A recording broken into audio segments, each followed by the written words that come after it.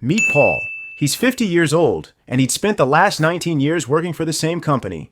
It was an ordinary Tuesday morning. He'd barely made it through the front door and scanned his badge when his manager stopped by and said, "Can you step into the conference room for a minute?" Someone from HR was already sitting there. At that point, he knew. There wasn't a warning beforehand. No performance improvement plan, no bad review leading up to it. Just a folder, a cardboard box, and about 45 minutes to pack up nearly 2 decades of his career. On the drive home, one thought kept replaying in his head. It's the same thought thousands of people have after a layoff, especially later in life. I started too late. I did everything I was supposed to do. I showed up every day. I worked hard. I stayed loyal. I didn't bounce from job to job. And somehow, one meeting erased 19 years of stability. If that's why you clicked on this video, because that thought has been running through your mind, I want you to hear this before we get into any numbers. You're not behind. You're not starting from zero.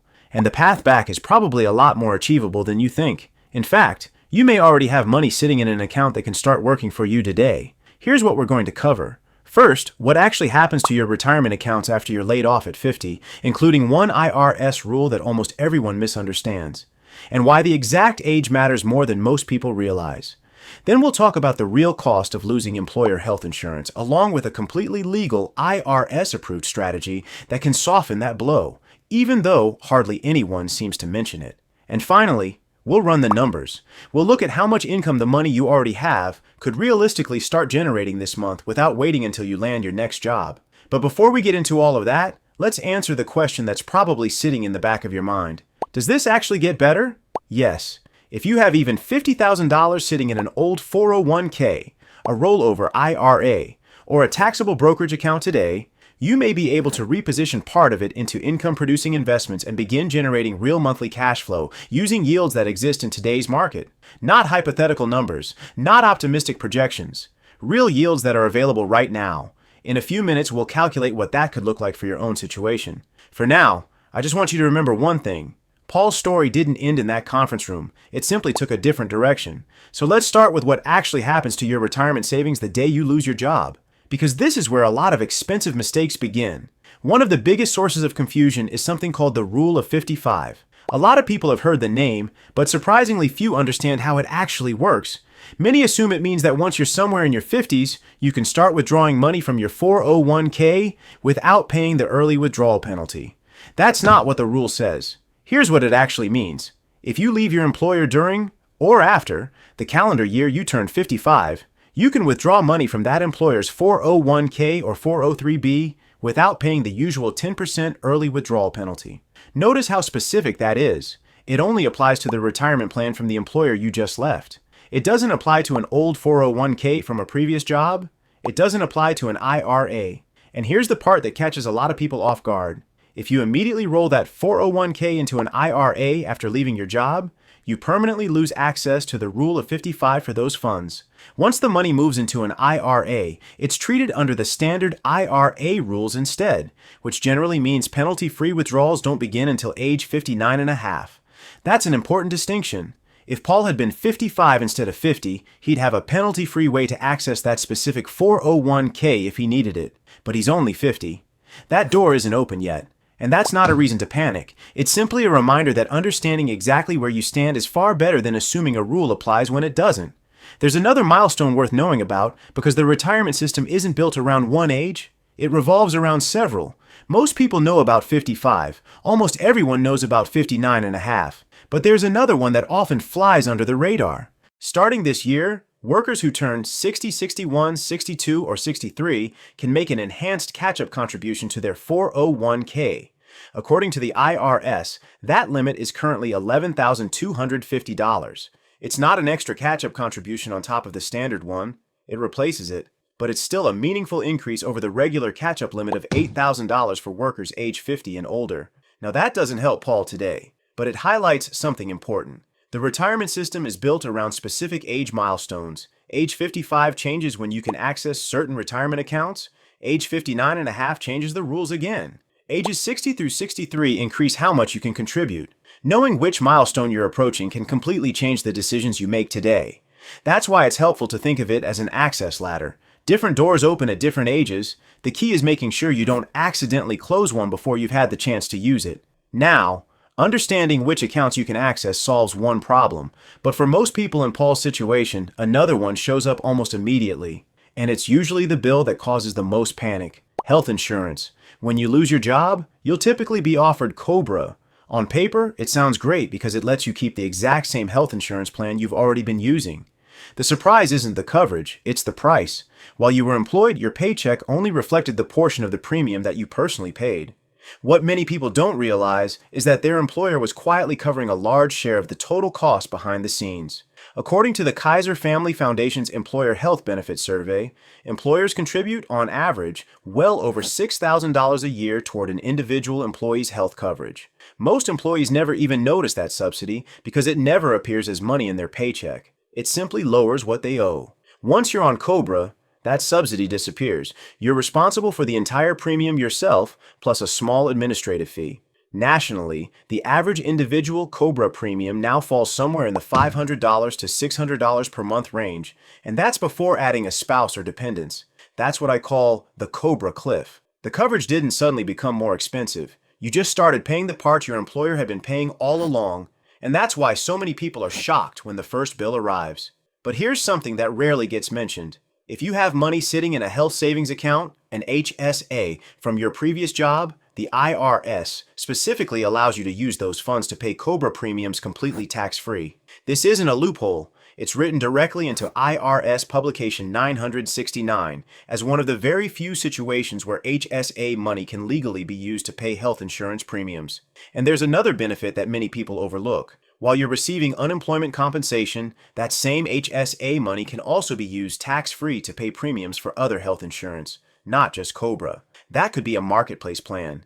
It could be coverage through your spouse's employer. It could be COBRA if that's still the best option. As long as you're receiving unemployment benefits, that exception applies. Once those benefits end, so does the exception. But during the period when most people need financial flexibility the most, it's available. It's legal. And for a surprising number of people, it's money that's simply sitting untouched in an old HSA account. If you've built up an HSA balance over the years, don't think of it as money that's only there for some distant medical emergency.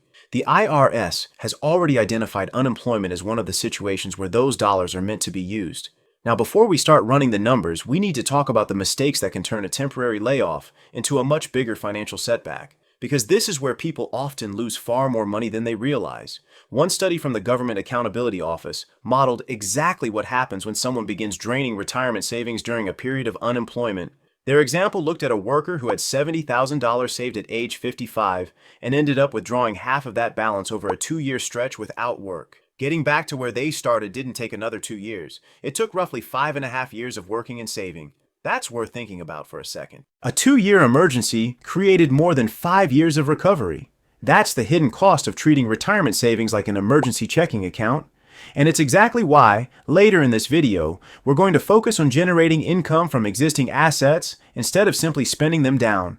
That brings us to the first mistake: rolling your old 401k into an IRA. The moment you leave your job without first checking where you are on that access ladder. If you're 55 or older when you separate from your employer, moving that money into an IRA could permanently eliminate your ability to use the rule of 55 for that account. Once the rollover is complete, there's no undo button. That's why it's so important to understand your options before moving a single dollar. The second mistake is even more common: claiming Social Security early just to fill the income gap after a layoff. It's an understandable reaction. If your paycheck disappears overnight, taking Social Security at 62 can feel like the obvious solution, but there's a long-term cost that follows you for the rest of your life. According to the Social Security Administration, claiming benefits at age 62 instead of waiting until your full retirement age of 67 can permanently reduce your monthly benefit by as much as 30%. That's not a temporary reduction while you get back on your feet. It's every monthly check for the rest of your retirement.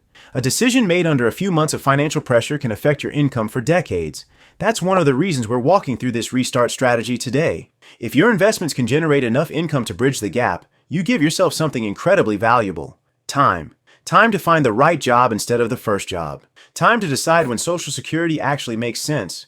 And time to make those decisions from a position of stability instead of fear. The third mistake is one people rarely think about until it's too late: dropping health insurance altogether because COBRA feels impossibly expensive.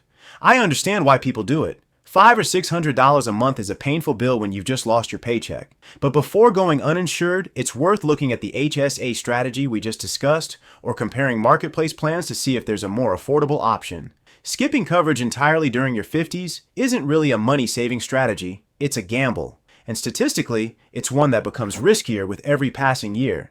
What's important to remember is that none of these mistakes happen because people are careless. They happen because layoffs force people to make major financial decisions while they're stressed, worried, and trying to solve immediate problems. That's exactly why we're talking about them now. It's much easier to make good decisions when you already know what's coming. So far, we've covered the rules. We've talked about which retirement accounts you can access. We've looked at the health insurance gap. And we've gone through the 3 biggest mistakes to avoid. Now let's get to the part that probably matters most, the numbers. Here's the basic idea. Money sitting in cash isn't helping you much, and money that's been sitting in the same old retirement allocation for the last 10 or 15 years may not be working as efficiently as it could if your immediate goal has shifted from long-term growth to generating income. That doesn't mean selling everything or abandoning your investment strategy. It means recognizing that your financial priorities may have changed. Redirecting a portion of your portfolio toward income-producing assets, particularly dividend-paying companies and real estate investment trusts, or REITs, can begin creating cash flow without waiting until your next paycheck arrives. Instead of throwing out hypothetical numbers, let's use a real market reference point. According to NAREIT, the organization that tracks publicly traded REITs, the FTSE NAIR, All Equity REIT Index has been yielding around 3.6% this year. If you combine that with a diversified group of long-term dividend growth companies, a blended yield of roughly 3.5% is a reasonable working estimate. Notice I said working estimate. It's not a promise. Dividend yields change. Markets move. Companies raise and lower payouts. So think of this as a planning assumption, not a guarantee. That's the same approach we take with every projection on this channel. Now let's see what that actually looks like in dollars. If you have $50,000 and that portion of your portfolio produces a blended yield of 3.5%, you're looking at about $1,750 per year in dividend income. That's roughly $146 every month. Will that replace a full-time salary? Of course not, but it can cover groceries, a utility bill, your internet, or any number of recurring expenses that no longer have to come out of your savings. Now let's scale it up. With $150,000 invested at that same 3.5% yield, annual income rises to about $5,250, or roughly $440 per month. Think back to the Cobra cliff we talked about earlier. That's getting very close to covering the monthly cost of an individual Cobra premium using income generated by investments that may have otherwise been sitting untouched. Now let's look at a larger portfolio.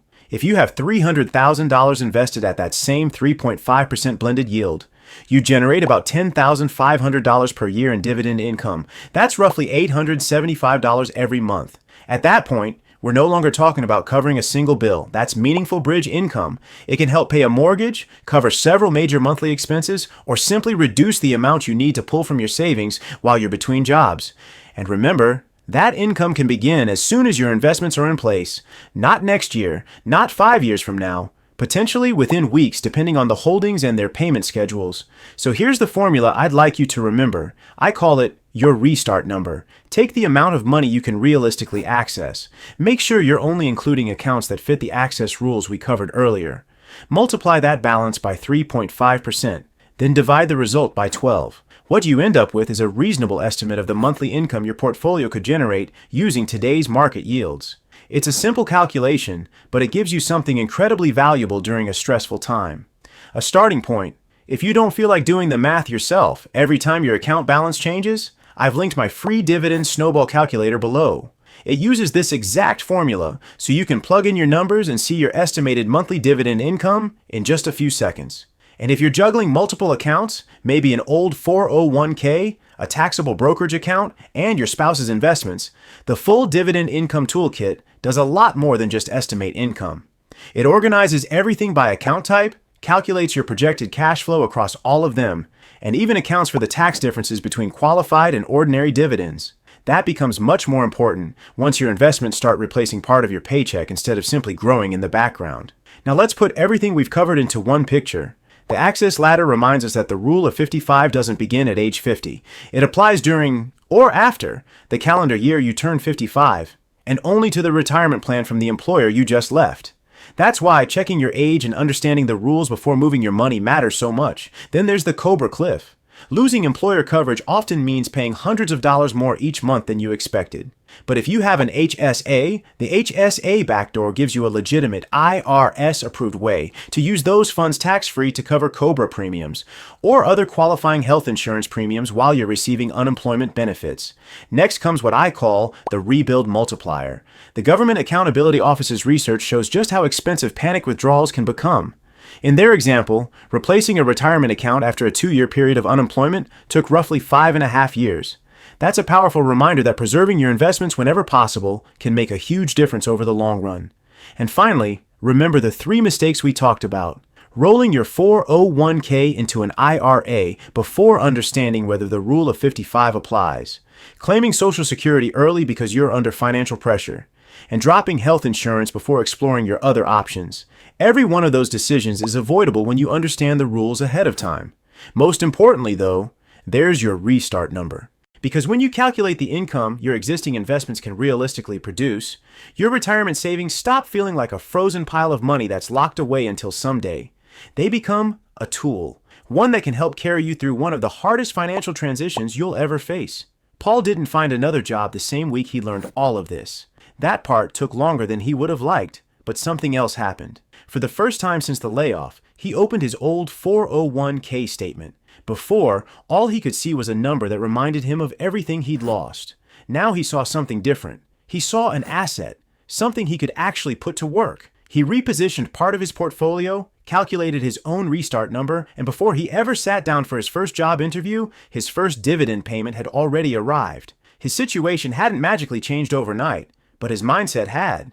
He realized he wasn't behind. He'd simply never been shown the math. Now you have. If you've ever been laid off in your 40s or 50s, I'd love to hear your experience. How many months of expenses did you actually have covered when it happened? Leave it in the comments. Not the answer people think they're supposed to give, the real one. I think it'll help a lot of other people realize they're not alone. And if you want to go beyond today's restart strategy and learn what it actually takes to build enough dividend income to support retirement starting in your 40s or 50s, watch my video, How to Live Off Dividends, starting at your 40s or 50s. You're not late. It picks up exactly where this one leaves off.